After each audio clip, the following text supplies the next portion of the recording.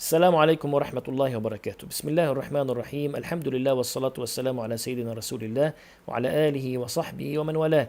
أهلا بكم مع الجزء الثاني عشر في بيان الكلمات المختلف فيها بين روايتي شعبة وحفص عن الإمام عاصم الكوفي من طريق الشاطبية. افتحوا معي ربع مثل الفريقين في الآية رقم 24.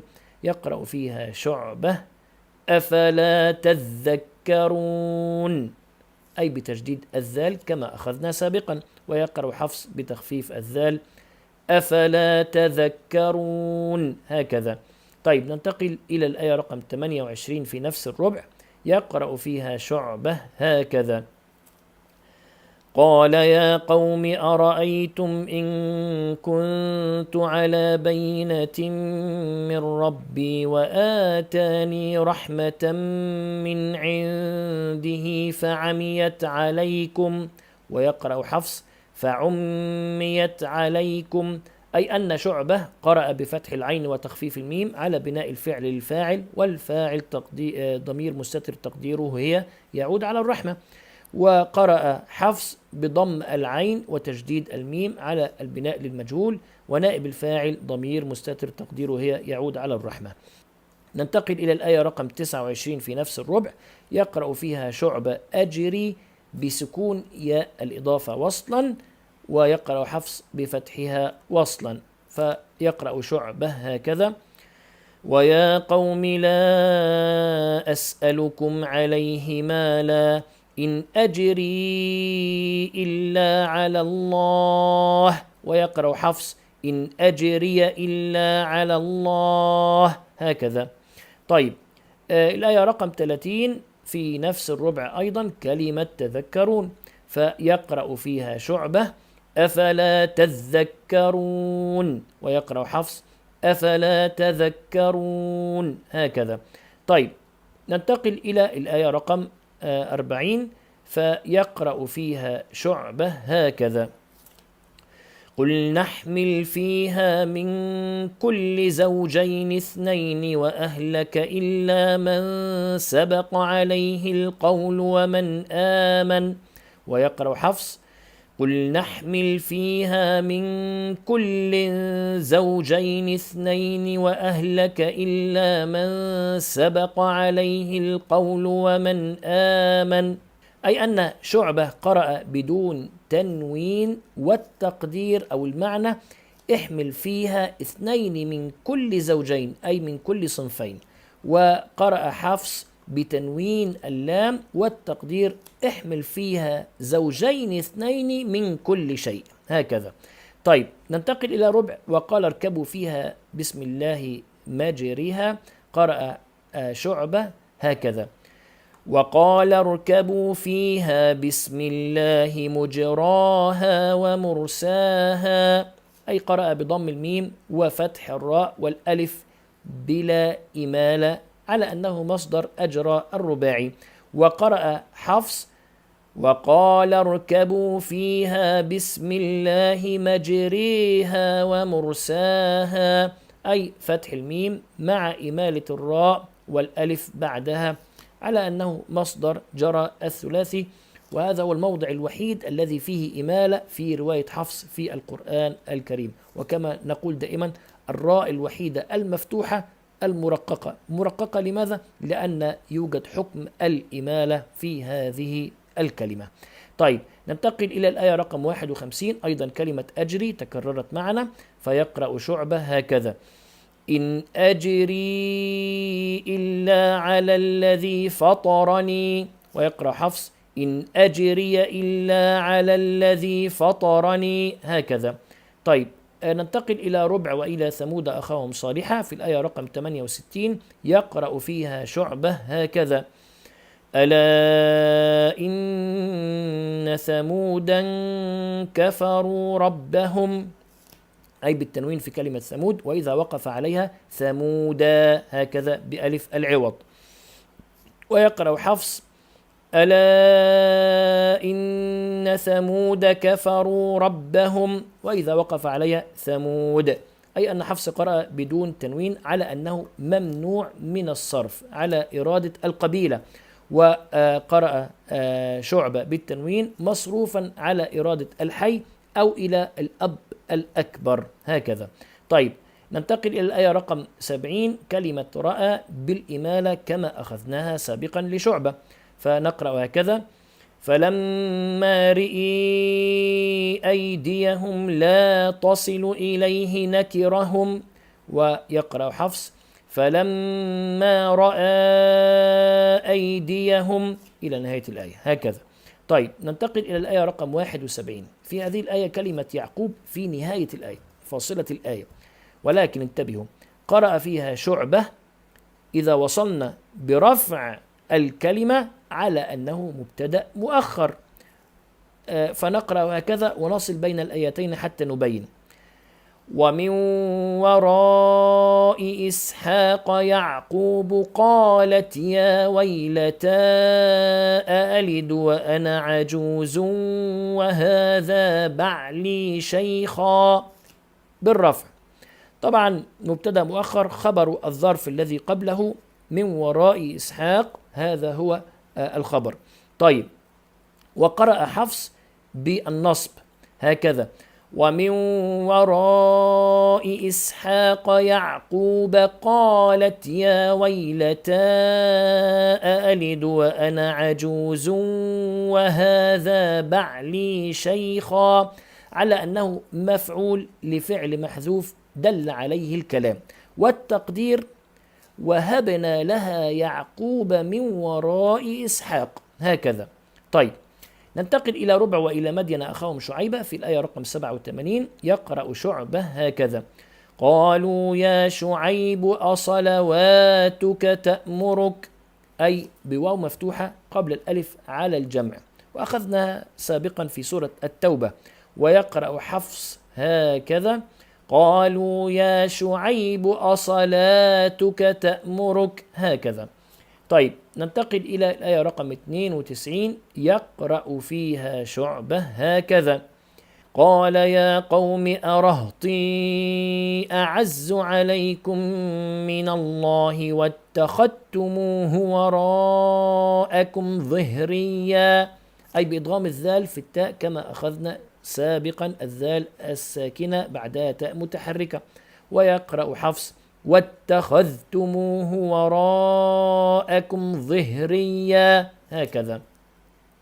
طيب في الآية رقم 93 كلمة مكانتكم التي أخذناها أيضا سابقا، يقرأ فيها شعبة بألف قبل التاء على الجمع، فنقرأ هكذا: ويا قوم اعملوا على مكاناتكم إني عامل. وحفص: ويا قوم اعملوا على مكانتكم إني عامل هكذا بالإفراد، أي بدون ألف قبل التاء في رواية حفص. طيب ننتقل إلى ربع وأما الذين سعدوا، فيقرأ هذه الكلمة بفتح السين في رواية شعبة هكذا: وأما الذين سعدوا ففي الجنة خالدين فيها، على بناء الفعل للفاعل والواو فاعل. ويقرأ حفص: وأما الذين سعدوا ففي الجنة خالدين فيها، على بناء الفعل لما لم يسمى فاعله والواو نائب فاعل. طيب في الآية رقم 111 يقرأ فيها شعبة هكذا: وإن كلا لما ليوفينهم ربك أعمالهم، أي بنون ساكنة مع الإخفاء. طيب يقرأ حفص بتجديد هذه النون: وإن كلا لما ليوفينهم ربك أعمالهم، أي أن حفص في رواية حفص أتى بالحرف على أصل ما بني عليه فنصب به الاسم. وهنا في رواية شعبة سكون النون مع الإخفاء فجعلها مخففة من المثقلة فأعملها عمل المثقلة. وقيل أيضا أن إن هنا بمعنى ما، ولما بمعنى إلا، ونصب كلا بيوفين، فيكون التقدير وما كلا إلا ليوفينهم ربك أعمالهم. وهذا على استعمال لغة هزيل كما قال بعض العلماء. طيب ننتقل إلى الآية رقم 121 أيضا كلمة مكانتكم هكذا: وقل للذين لا يؤمنون اعملوا على مكاناتكم إنا عاملون. هذا شعبة وحفص بالإفراد: اعملوا على مكانتكم هكذا، وأخذناها سابقا. ننتقل إلى الآية رقم 123 فيها كلمتان.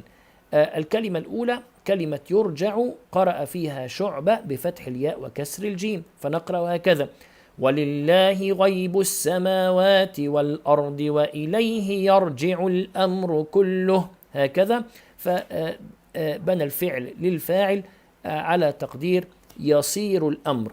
وفي رواية حفص بضم الياء وفتح الجيم، فبنى الفعل لما لم يسمى فاعله وعلى إرادة أو بتقدير يرد الأمر، فنقرأ في رواية حفص: ولله غيب السماوات والأرض وإليه يرجع الأمر كله هكذا.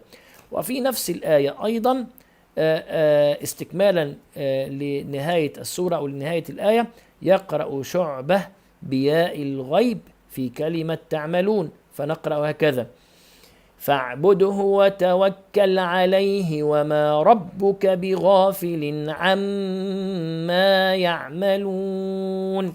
فهنا حمل الكلام على ما قبله: وقل للذين لا يؤمنون هكذا.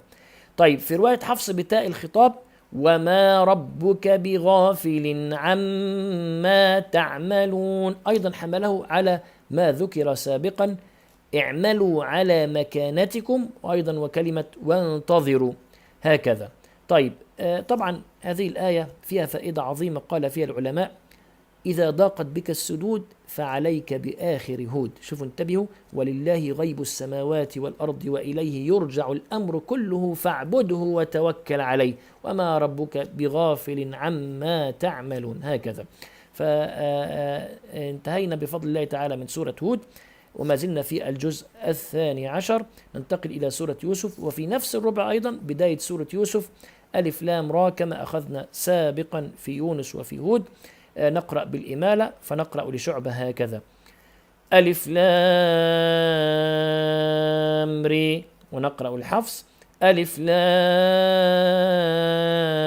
را هكذا. طيب ننتقل إلى الآية رقم 5، يقرأ فيها شعبة هكذا: قال يا بني لا تقصص رؤياك، ويقرأ حفص: قال يا بني لا تقصص رؤياك. هنا قرأ شعبة بكسر الياء وحفص بفتح الياء. قال العلماء أن هذه الكلمة الأصل فيها 3 ياءات: ياء التصغير، والياء الواقعة لام الكلمة، وياء الإضافة. طبعا أدغمت ياء التصغير في الياء الثانية، وحركت الياء الثانية للكسر لأجل ياء الإضافة، وحذفت ياء الإضافة وبقيت الكسرة دالة عليها. طيب في رواية حفص أيضا نظرا لاستثقال اجتماع الياءات وحركات الكسرة، فأبدلت الكسرة التي قبل ياء الإضافة فتحة، فانقلبت ياء الإضافة إلى ألف، كما نقول مثلا يا بني أو يا حسرة أو يا أسفا هكذا. ثم حذفت الألف تخفيفا لأن النداء موضع للتخفيف، وبقيت الفتحة دالة عليها هكذا. طيب ننتقل إلى الآية رقم 24 كلمة رأى كما أخذناها سابقا أيضا بالإمالة لشعبة، فهكذا نقرأ: لولا الرئي. شوفوا انتبهوا.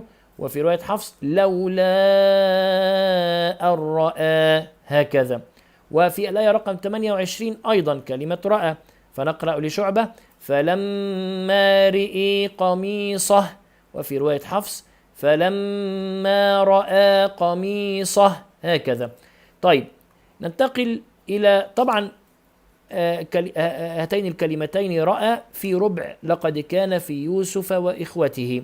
طيب ننتقل إلى ربع وقال نسوة في المدينة في الآية رقم 47، يقرأ فيها شعبة هكذا: قال تزرعون 7 سنين دأبا. أي بسكون الهمزة. ويقرأ حفص قال تزرعون 7 سنين دأبا، هكذا بالفتح والسكون، وهما لغتان في كلام العرب، خاصة إذا وقعت عين الكلمة حرف حلقي، يعني إذا كانت عين الكلمة حرف من حروف الحلق في لغة العرب يجوز الإسكان ويجوز الفتح. والحمد لله انتهينا بفضل الله تعالى من هذا الجزء 12، ونلتقي بكم بإذن الله تعالى في الحلقة القادمة مع الجزء 13 بإذن الله تعالى. جزاكم الله خيرا، والسلام عليكم ورحمة الله وبركاته.